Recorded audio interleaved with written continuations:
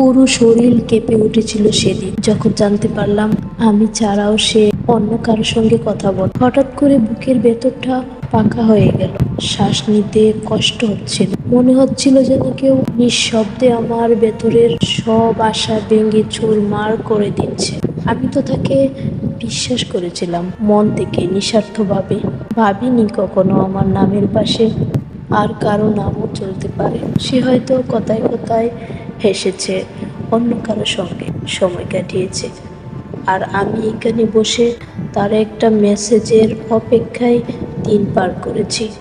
সেদিন বুঝেছি কেউ পাশে থাকলেই সে আপন হয় না। কিছু মানুষ শুধু অভ্যাস হয়, ভালোবাসা নয়। এখনো মাঝে মাঝে বুকটা ভারী হয়ে আসে, চোখ ভিজে যায় অকারণে, তবুও চুপ করে থাকি, কারণ কিছু কষ্ট শব্দে বলার মতো শক্তি আর থাকে না।